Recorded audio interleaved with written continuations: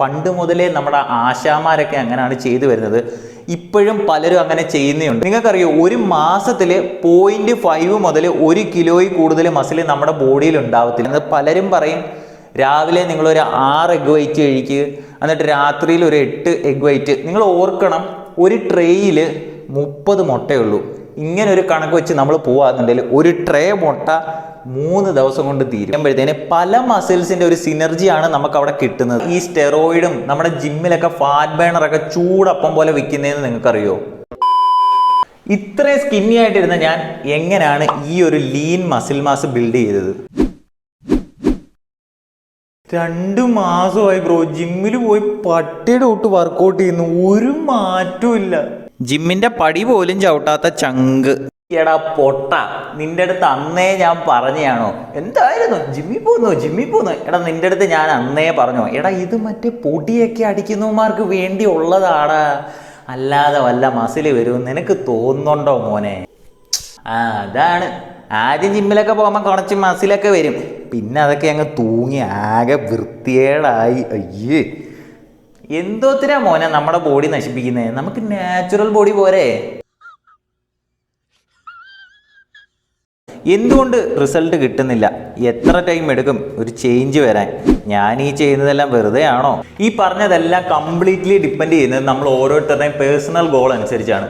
എന്താണ് ഈ personal goal കൊണ്ട് ഞാൻ ഉദ്ദേശിച്ചത് പറഞ്ഞുതരാം. എൻ്റെ കാര്യം തന്നെ എടുക്കാം. എൻ്റെ ഗോൾ എന്ന് പറഞ്ഞാൽ ഈ കോലത്തിൽ നിന്ന് എങ്ങനെ എനിക്ക് മസിൽ ബിൽഡ് ചെയ്യുക എന്നുള്ളതായിരുന്നു. ചിലർക്ക് വെയിറ്റ് കുറയ്ക്കുന്നതാണെന്നുണ്ടെങ്കിൽ മറ്റു ചിലർക്ക് മസിൽ ബിൽഡിംഗ് ആയിരിക്കും. നിങ്ങളുടെ ഗോൾ ഏതും ആയിക്കൊള്ളട്ടെ, നമ്മൾ ഒരുമിച്ച് അതെങ്ങനെ പോസിബിൾ ആവാന്ന് നോക്കാൻ പോവാണ്. നമ്മളില്ലേ മോനെ ഇവിടെ. മച്ചനെ ഇതൊക്കെ കൊള്ളാം, പിന്നെ മാസം പ്രോട്ടീൻ വാങ്ങണം, അത് വാങ്ങണം, ഇത് വാങ്ങണമെന്നൊക്കെ പറഞ്ഞാലേ നമ്മൾ ഓടിപ്പോകുന്നത് തന്നെ ഒരു അഡ്ജസ്റ്റ്മെന്റില്ല. അതൊന്നും നടക്കത്തില്ല കേട്ടോ. എൻ്റെ പൊന്നു മോനെ, ഞാൻ ഈ വീഡിയോ ഒന്ന് എടുത്തോട്ടെ. നീ പ്രോട്ടീൻ പൗഡറും കോപ്പും ഒന്നും എടുക്കണ്ട, നിനക്കൊരു ഫിസിക്ക് ഉണ്ടാക്കി എടുത്താൽ പോരെ? ഞാൻ ഏറ്റന്നേ. അത് മതി. അവസാന കണാകുണ വർത്താനം പറഞ്ഞിട്ട് പോയാലേ നമുക്ക് സമയമില്ലേ ഇതൊന്നും കണ്ടുകൊണ്ടിരിക്കേ. ഇവിടെ 2 കാറ്റഗറിയിലുള്ളവരാണ് വരുന്നത്. ഒന്നെന്ന് പറഞ്ഞാൽ നല്ല വണ്ണമുള്ളവർ, രണ്ടാമത്തേന്ന് പറഞ്ഞാൽ വണ്ണം ഒന്നുമില്ല പക്ഷെ അത്യാവശ്യം നല്ല വയറുണ്ട്, 4 ആൾക്കാരുടെ മുമ്പ് ഈ ഷർട്ടൊക്കെ ഊരി നിൽക്കുക, ഒരു കോൺഫിഡൻസ് ഒന്നുമില്ല. ഈ രണ്ടാമത്തെ കാറ്റഗറിയിലാണ് നിങ്ങൾ വരുന്നതെന്നുണ്ടെങ്കിൽ നമ്മളിൽ പലരും വളരെ നിസ്സാരോ ഒരു പ്രാധാന്യം ഇല്ലെന്ന് പറയുന്ന പല കാര്യങ്ങളും എത്രമാത്രം ഇമ്പോർട്ടൻ്റ് ആണെന്ന് ഈ വീഡിയോയിൽ കൂടെ ഞാൻ പ്രൂവ് ചെയ്യുന്നതായിരിക്കും. അന്നേരം ഞാൻ റെഡിയാണ്, നിങ്ങൾ റെഡിയല്ലേ? Let's go. സാധാരണ നമ്മൾ ജിമ്മിൽ വരുമ്പോൾ എന്താ ചെയ്യുന്നത്? ആദ്യം വന്നതിന് ശേഷം ഒന്ന് വാമപ്പൊക്കെ ചെയ്തതിന് ശേഷം ഏത് വർക്കൗട്ടാണോ ചെയ്യുന്നത് അതിൻ്റെ ആദ്യത്തെ ഒരു സെറ്റ് അടിക്കും. അതിനുശേഷം കുറച്ചുകൂടി വെയിറ്റ് എടുത്തിട്ട് അടുത്ത 2 സെറ്റുകളൂടെ അടിക്കും. അന്നേരത്തേനും നമുക്കൊരു ജസ്റ്റ് ഒരു പമ്പൊക്കെ തോന്നും. പിന്നെ നമ്മൾ വിചാരിക്കും ഓക്കെ ഇന്നത്തേനുള്ളതായി എന്ന് പറഞ്ഞതിന് ശേഷം അടുത്ത വർക്കൗട്ടിലോട്ട് പോകും. കറക്റ്റ് അല്ലേ? ഞാൻ പഠിക്കുന്ന സമയം മുതൽ തന്നെ വർക്ക് ചെയ്യുന്ന സമയത്തായാലും പല ജിമ്മുകളിൽ മാറി പോയിട്ടുള്ള ഒരാളാണ് ഞാൻ. പക്ഷേ ഇന്ന് വരെ ഒരാൾ പോലും ചെയ്യുന്ന വർക്കൗട്ട് എത്ര വെയിറ്റ് ആണ് എത്ര സെറ്റാണെന്ന് നോട്ട് ചെയ്ത് വെക്കുന്ന ഞാൻ ഇന്നേ വരെ കണ്ടിട്ടില്ല. നിങ്ങൾക്കിപ്പം തോന്നുന്നുണ്ടായിരിക്കും ഇവ എന്ത് കോപ്പാണ് പറയുന്നത്, അതിൻ്റെയൊക്കെ ആവശ്യമുണ്ടോയെന്ന്. നിങ്ങൾ ബുക്കിലോ കുറിച്ച് വെക്കണമെന്നല്ല ഞാൻ പറയുന്നത്. നമ്മുടെ ഫോണിൻ്റെ നോട്ട് പാഡിൽ ഏതൊരു വർക്കൗട്ട് ആണെങ്കിലും അത് കഴിഞ്ഞ ഉടനെ ബെഞ്ച് പ്രസ് ആണെന്ന് വിചാരിക്കുക, BP 15 kilo, BP 15, 12, 10, 8. Simple as that. ആദ്യമായിട്ട് ഇങ്ങനെ കേൾക്കുമ്പോൾ നമ്മൾ പലർക്കും ഇത് വളരെ നിസ്സാരമായിട്ടും പുച്ഛത്തോടൊക്കെ തള്ളിക്കളയുന്ന ഒരു സാധനമാണ്. പക്ഷേ ഞാൻ നിങ്ങൾക്കൊരു ഉറപ്പ് തരാം, ഇത് നിങ്ങളുടെ വർക്കൗട്ട് റൊട്ടീനിൽ കൊണ്ടുവരികയെന്നുണ്ടെങ്കിൽ ഒരു ഗെയിം ചേഞ്ചർ തന്നെ ആയിരിക്കും. നിങ്ങൾക്ക് അടുത്ത പ്രാവശ്യം ഒരു വെയിറ്റ് എടുക്കുമ്പോൾ നിങ്ങൾക്കൊരു ക്രിസ്പ് ഐഡിയ ഉണ്ട്. ഞാൻ കഴിഞ്ഞ പ്രാവശ്യം ഇത്ര വെയിറ്റ് ഇട്ടാണ് ബെഞ്ച് പ്രസ് ചെയ്തത്, ഈ പ്രാവശ്യം എനിക്ക് എത്ര വെയിറ്റ് ഇടണം അല്ലെ എത്ര സെറ്റ് ചെയ്യാന്നൊരു നല്ലൊരു ഐഡിയ നിങ്ങൾക്ക് കിട്ടും. എന്തുകൊണ്ടാണ് ഈ സ്റ്റെറോയിഡും നമ്മുടെ ജിമ്മിലൊക്കെ ഫാറ്റ് ബേണറൊക്കെ ചൂടപ്പം പോലെ വിൽക്കുന്നതെന്ന് നിങ്ങൾക്കറിയോ? നമുക്ക് എല്ലാവർക്കും പെട്ടെന്ന് വേണം, എല്ലാവർക്കും പെട്ടെന്ന് വെയിറ്റ് പോകണം, പെട്ടെന്ന് മസിൽ വെക്കണം. അന്നേരം ഈ ഒരു മൈൻഡ് സെറ്റിനെ ചൂഷണം ചെയ്താണ് ഇവർ പൈസ ഉണ്ടാക്കുന്നത്. നിങ്ങൾക്കറിയോ, ഒരു മാസത്തിൽ 0.5 മുതൽ 1 കിലോയിൽ കൂടുതൽ മസിൽ നമ്മുടെ ബോഡിയിൽ ഉണ്ടാവത്തില്ല. ഈ മസിൽ ബിൽഡിംഗ് എന്ന് പറഞ്ഞാൽ തന്നെ അത്യാവശ്യം നല്ല സമയം എടുത്ത് ചെയ്യുന്ന പരിപാടിയാണ്. ഇനി ഒരു കാര്യം പറഞ്ഞാൽ നിങ്ങൾ വിശ്വസിക്കുമോ? നമ്മുടെ മസിൽ ബിൽഡ് ചെയ്യാൻ നമ്മളെ സഹായിക്കുന്ന ഏക one and only macro nutrient എന്ന് പറയുന്നത് പ്രോട്ടീൻ മാത്രമാണ്. ഇവ എന്ത് തേങ്ങയാടാ ഈ പറയുന്നത്? പിന്നെ കാർബോഹൈഡ്രേറ്റും ഫാറ്റും ഒന്നും വേണ്ടേ? നമ്മൾ കഴിക്കുന്ന ഓരോ കാർബ്സും നമ്മുടെ ബോഡി ഇതിനെ ഗ്ലൈക്കോജൻ ആയിട്ട് കൺവേർട്ട് ചെയ്യും. ഈ ഗ്ലൈക്കോജൻ ആണ് നമ്മുടെ ഓരോ വർക്കൗട്ട് ചെയ്യാനും നമ്മുടെ മസിലിനെ ഫ്യൂവൽ ചെയ്യുന്നത്. പക്ഷേ മസിൽ ബിൽഡ് ചെയ്യാനും റിപ്പയർ ചെയ്യാനും നമ്മളെ സഹായിക്കുന്ന ഒരേ ഒരു സാധനം പ്രോട്ടീനാണ്. അന്നേരം പറഞ്ഞു വന്നത് പ്രോട്ടീൻ അത്രത്തോളം ഇമ്പോർട്ടൻ്റ് ആണ് നമ്മുടെ ഒരു മസിൽ ബിൽഡ് ചെയ്യാൻ വേണ്ടിയിട്ട്. അന്നേരം നമ്മുടെ ഒരു കണക്കനുസരിച്ച് പറയുകയാണെന്നുണ്ടെങ്കിൽ 0.8 മുതൽ 2.2 ഗ്രാം വരെ എടുക്കുന്നതാണ് ഏറ്റവും നല്ലതെന്നാണ് കണക്കുകൾ പറയുന്നത്. പക്ഷേ നിർഭാഗ്യവശാൽ സത്യസന്ധമായിട്ടൊരു കാര്യം പറയാന്നുണ്ടെങ്കിൽ നമ്മുടെ ബോഡി വെയ്റ്റിനനുസരിച്ച് ഇപ്പം എനിക്ക് 70 കിലോ ആണെന്നുണ്ടെങ്കിൽ 2 ഗ്രാംസ് പെർ ബോഡി വെയ്റ്റ് എന്ന് പറയുമ്പോഴത്തേന് ഏകദേശം 140 ഗ്രാം പ്രോട്ടീനായി. അത് ഹിറ്റ് ചെയ്യാൻ അത്യാവശ്യം നല്ല പാടാണ്. ഇത് നിങ്ങൾ കാശുള്ളവരാണെന്നുണ്ടെങ്കിൽ പുഷ്പം പോലെ പറ്റും. ഇല്ലാതെ നിങ്ങൾ ബഡ്ജറ്റിലാണ് നിങ്ങൾ ബോഡി ബിൽഡ് ചെയ്യുന്നതെന്നുണ്ടെങ്കിൽ അത്യാവശ്യം നല്ല പാടാണ്. ഇത് എൻ്റെ ഒരു അനുഭവമാണ് ഞാൻ പറയുന്നത്. പലരും പറയും രാവിലെ നിങ്ങളൊരു 6 എഗ് വൈറ്റ് കഴിക്കുക, എന്നിട്ട് രാത്രിയിൽ ഒരു 8 എഗ് വൈറ്റ്. നിങ്ങൾ ഓർക്കണം, ഒരു ട്രേയിൽ 30 മുട്ടയുള്ളൂ. ഇങ്ങനെ ഒരു കണക്ക് വെച്ച് നമ്മൾ പോകാന്നുണ്ടെങ്കിൽ ഒരു ട്രേ മുട്ട 3 ദിവസം കൊണ്ട് തീരും. നമ്മൾ കേരളത്തിൽ നമ്മൾ മലയാളികൾ നമ്മുടെ ഡയറ്റ് നോക്കുകയെന്നുണ്ടെങ്കിൽ ഏറ്റവും കൂടുതൽ നമ്മൾ കഴിക്കുന്നത് കാർബോഹൈഡ്രേറ്റ് ആണ്. ചോറ്, അരിയാഹാരങ്ങളാണ്, അങ്ങനെയുള്ള സംഭവങ്ങളാണ് നമ്മൾ കഴിക്കുന്നത്.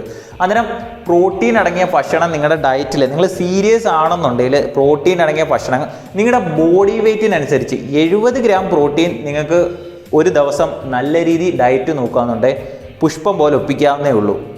ആ ഒരു അളവിൽ നിങ്ങൾ കഴിച്ചു പോകാനേ തന്നെ അത്യാവശ്യം നല്ലൊരു ഫിസിക്ക് മെയിൻറ്റെയിൻ ചെയ്യാം. അതിനുള്ളൊരു എക്സാമ്പിളാണ് ഞാൻ.